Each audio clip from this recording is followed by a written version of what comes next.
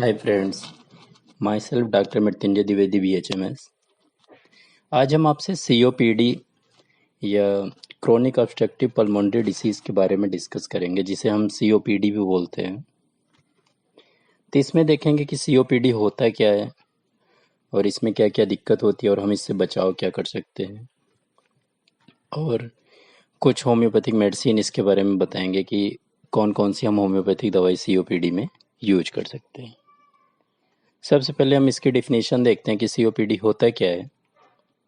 COPD में chronic obstructive pulmonary disease (COPD) is a preventable and treatable disease characterized by persistent airflow limitation that is usually progressive and associated with an enhanced chronic inflammatory response in the airway and the lung to noxious particles or gases। ये जो कि उसकी definition है वो हम इससे समझाते हैं आपको कि COPD इसे हम प्रिवेंट भी कर सकते हैं और इसको हम ट्रीट भी कर सकते हैं, इसका इलाज भी हम कर सकते हैं। इसमें होता क्या है कि एयर फ्लो जो होता है वह कम हो जाता है। रेस्पिरेशन के टाइम जब हम सांस ले रहे होते हैं तो ऑक्सीजन लेवल जो होता है वो कम हो जाता है, और ब्रीदिंग के टाइम जब सांस ले रहे होते हैं तो उसमें क्या होता है कि जो गैसेस का एक्सचेंज है वो लिमिटेशन हो जाता है। तो और यह दिक्कत बढ़ती जाती है, जिसकी वजह से कि नॉक्सियस पार्टिकल मतलब ऐसे हार्मफुल एजेंट और या गैसेस होती हैं जिनकी वजह से ये दिक्कत बढ़ती जाती है। क्रोनिक ब्रोंकाइटिस हो जाता है कि मतलब ये लंबे समय से खांसी आ रही होती पेशेंट को और रेस्पिरेटरी डिसीज होती है उसको। एम्फाइसीमा होता है कि परमानेंट डायलिटेशन हो जाता है कि मतलब जो रेस्पिरेटरी पैसेज होता है वो डायलेट होता है। तो COPD has both pulmonary and systemic components. The presence of airflow limitation combined with premature airflow closure leads to gas trapping and hyperinflation, reducing pulmonary and chest wall compliance। COPD में ऐसा होता है कि दोनों जो लंग्स होते हैं या फेफड़े होते हैं उसमें एयर का जो फ्लो होता है वो बहुत ही ज़्यादा लिमिटेड हो जाता है, मतलब कम हो जाता है। COPD में हम ऐसे पेशेंट को सोचते हैं कि जो कम से कम जिनकी एज 40 ईयर प्लस होती है, तो ज़्यादातर उनमें COPD होता है, और साथ में क्रोनिक ब्रोंकाइटिस हो पेशेंट को और बहुत ही ज़्यादा खांसी आ रही हो पेशेंट को। तो इसमें क्या होता है कि खांसी बहुत ज़्यादा आती है और पेशेंट को ऐसे लगता है कि जैसे वो सांस नहीं ले पा रहा, उसे सांस की दिक्कत चल रही है और सांस लेने में बहुत ही ज़्यादा उसको तकलीफ होती है। जिस किसी को ऐसी प्रॉब्लम हो तुरंत उसे स्मोकिंग छोड़ देनी चाहिए। ये ज़्यादातर ऐसे पेशेंट को होती है कि जो स्मोक करते हैं या बहुत कांस्टेंट टाइम से एक लंबे टाइम से बीड़ी या सिगरेट पी रहे होते हैं। स्मोकिंग वाले ऐसे पेशेंट को ये COPD की संभावना ज़्यादा होती है। तो इसमें क्या है कि जिस किसी भी पेशेंट को प्रॉब्लम हो उसे स्मोकिंग तुरंत ही छोड़ देनी चाहिए। जैसे कि अगर आप बीड़ी सिगरेट पी रहे हो तो उसे छोड़ देना चाहिए। अब हम आपको कुछ होम्योपैथिक मेडिसिन के बारे में डिस्कस करते हैं कि जिनका COPD में बहुत ही अच्छा रिस्पॉन्स है या बहुत ही अच्छा काम करती है।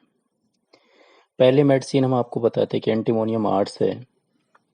इसमें पेशेंट को ऐसे लगता है कि जैसे वह सांस नहीं ले पा रहा है और साथ में उसको बहुत ही ज़्यादा खांसी आती है और बहुत ही ज़्यादा म्यूकस का सिक्रीशन होता है, बहुत ही ज़्यादा म्यूकस निकलता है, और खाना खाने के बाद और लेटने के बाद इनकी दिक्कत बढ़ने लग जाती है। पेशेंट को बहुत ही ज़्यादा कमजोरी महसूस होती है, वीकनेस फील होता है। पेशेंट जो है बहुत ही ज़्यादा कमज़ोर महसूस करता है। दूसरी मेडिसिन की अगर हम बात करते हैं तो एंटीमोनियम टार्ट है। इसमें क्या होता है कि गैस्पिंग इंस्पिरेशन होता है, एक्सपायरेशन लॉन्ग एंड स्लो होता है कि जब वो सांस छोड़ रहा होता है तो बहुत ही ज़्यादा लंबे टाइम तक छोड़ता है और बहुत ही धीरे धीरे सांस वो छोड़ पाता है। जैसे दौड़ने के टाइम बंदा ऐसे लगता है कि जैसे वो हाँफने लगा है, जल्दी जल्दी सांस लेने लग जाते हैं, हाँफने जैसे सांस हो जाती है। Oedema and impending paralysis of lung, oedema होता है लंग्स में, और लंग्स जो होता है प्रॉपर वर्क नहीं कर पा रहा होता है। अनइक्वल ब्रीदिंग होती है, नॉर्मल ब्रीदिंग होती है। रेस्पिरेशन रेट, जो सांस लेने का एक लय है, वह बहुत ही ज़्यादा डिस्टर्ब रहती है। कभी तेज चलती, कभी जल्दी जल्दी सांस आती, कभी धीमे धीमे सांस लेता है पेशेंट। सफोकेटिव होता है, शॉर्टनेस ऑफ ब्रीथ होती है before cough and alternating with cough. ऐसे लगता है पेशेंट को जैसे कि दम घुट रहा हो, कि सांस नहीं आ रही, ऐसे लगता है जैसे जल्दी जल्दी सांस लेता है पेशेंट।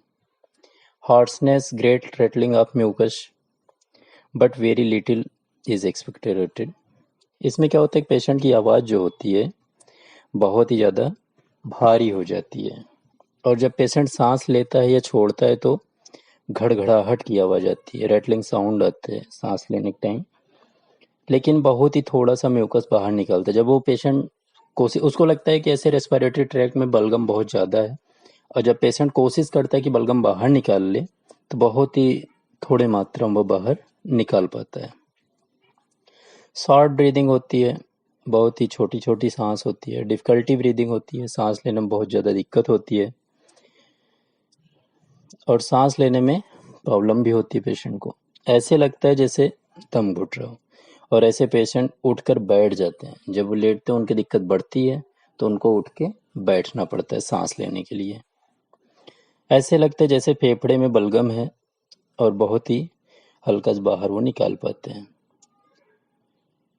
तो अगर ऐसे सिम्टम्स आपको मिलते हैं तो ऐसे कंडीशन में हम एंटीमोनियम टार्ट नाम की मेडिसिन को यूज़ कर सकते हैं, जिसमें आराम मिल जाएगा। फिर तीसरी मेडिसिन की अगर हम बात करते हैं तो ब्रायोनिया अल्बा है।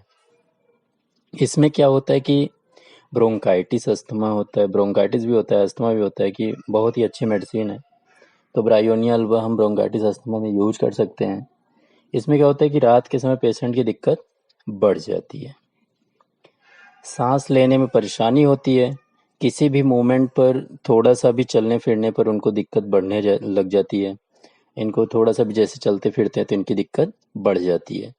बहुत ही ज़्यादा तीखा दर्द होता है सीने में, लंग्स पे। इनको ऐसे लगता है कि जैसे कुछ चुभ रहा हो। पेशेंट को ऐसे लगता है कि जैसे सांस नहीं ले पा रहा है, और उठ के बैठना पड़ता है पेशेंट को, और कुछ भी खाने पीने पे दिक्कत बढ़ जाती है। पेशेंट लंबी और गहरी सांस लेना चाहता है, लेकिन वो ले नहीं पाता है। तो ऐसे टाइम में भी हम ब्रायोनिया अल्बा नाम की मेडिसिन यूज कर सकते हैं। चौथी मेडिसिन की अगर हम बात करते हैं तो काली बाइक्रोम है।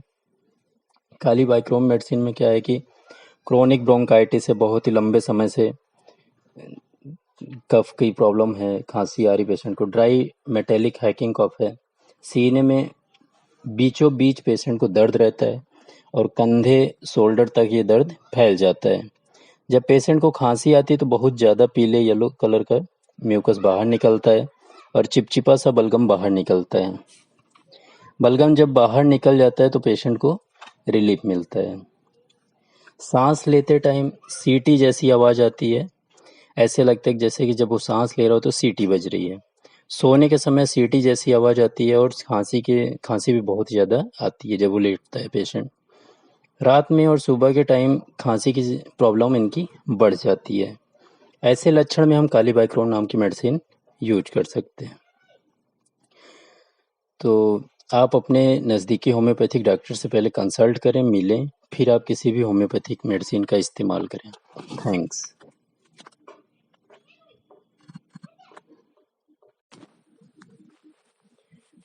Hi friends, my self doctor Mrityunjay Dwivedi BHMS। आज हम आपसे COPD या क्रोनिक ऑब्स्ट्रक्टिव पल्मोनरी डिसीज़ के बारे में डिस्कस करेंगे, जिसे हम COPD भी बोलते हैं। तो इसमें देखेंगे कि COPD होता क्या है, और इसमें क्या क्या दिक्कत होती है, और हम इससे बचाव क्या कर सकते हैं, और कुछ होम्योपैथिक मेडिसिन इसके बारे में बताएंगे कि कौन कौन सी हम होम्योपैथिक दवाई COPD में यूज कर सकते हैं। सबसे पहले हम इसकी